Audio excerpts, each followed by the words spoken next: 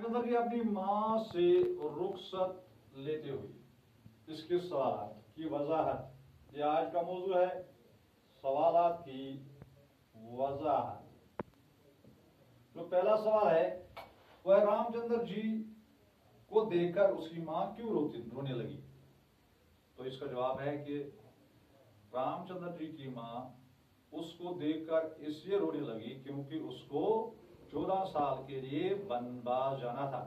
जो आपने अभी खुलासे में पढ़ा कि उसने उसके मुताबिक वो माँ जो थी वो उसे कहती थी मैंने आपको आपकी परवरिश की, फिर आपकी शादी की, आप मैं बूढ़ी हो चुकी थी, मुझे आपसे कुछ उम्मीदें वाबस्ता थी, लेकिन आप लोगों के जो यहाँ के लोग हैं उनमें हमदर्दी नहीं रही है, तो उनके मुताबिक आपको वनवास, उनकी साजिश, उनके फरेब की वजह से आपको 14 साल के लिए वनवास जाना पड़ रहा है, तो आप मुझसे इस बुढ़ापे में दूर हो रहे हैं, इसलिए वो रोने लगी। सवाल नंबर 2, रामचंद्र जी ने मां का हाल देखकर आंसू क्यों रोक लिए।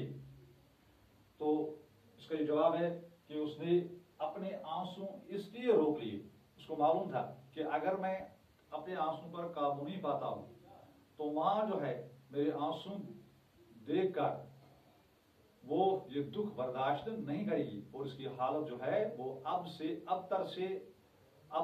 अबतर हो जाएगी और उसको ये बर्दाश्त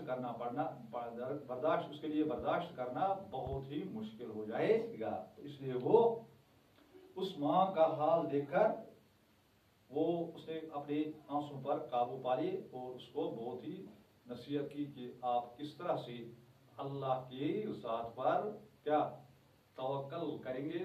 ये 14 साल जो हैं ये बिल्कुल आसानी के साथ गुजर जाएंगे और जंगल जो है अल्लाह चाहेगा तो वो हमारे लिए गुलिस्तान यानी आपकी गोद बन जाएगी, यानी जंगल सहरा जो है वो गुलिस्तान में तब्दील हो जाएगा। और क्वेश्चन जो था इसका तीसरा सवाल जो है वो है, शायर का हवाला देकर सयाक सबा के साथ इन इशार की वजाहत करें।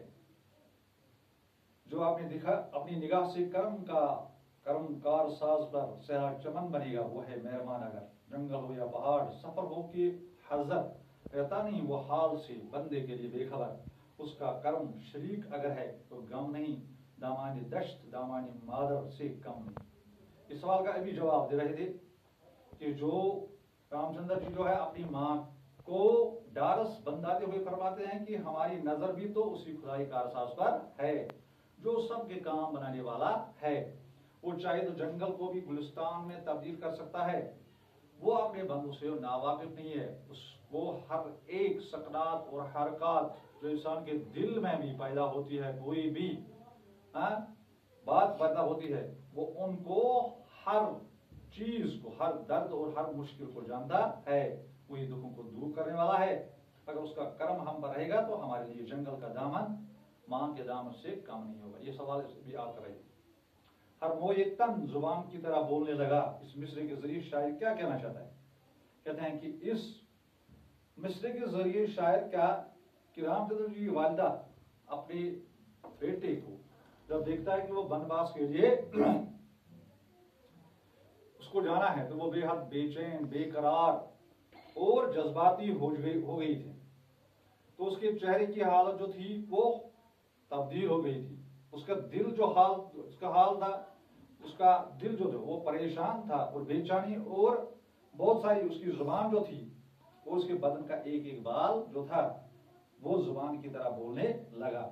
तो इस बंद में हम देखेंगे कि दुख और इज़्तिराब, बेचैनी, बेकरारी की उम्दा तस्वीर कशी की गई है। फारसी में मुराकाबात बनाने के लिए ज़ेर इजाफत का काम देते हैं। ऐसे मुराकाबात पहले मुजाफ इलाई और मुजाफ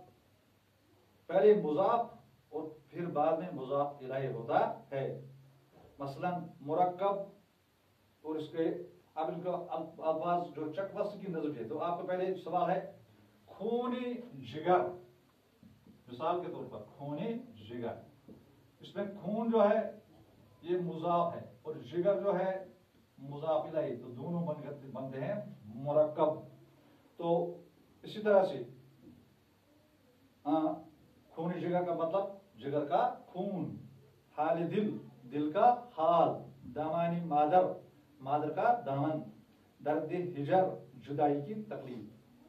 अब सवाल इसका चकवस्त की नज़म से चंद फारसी मुरक्कबात तलाश करके इनके माने भी लिखिए। तो फारसी मुरक्कबात में यहाँ पर आपको पहले आता है, मिसाल के तौर पर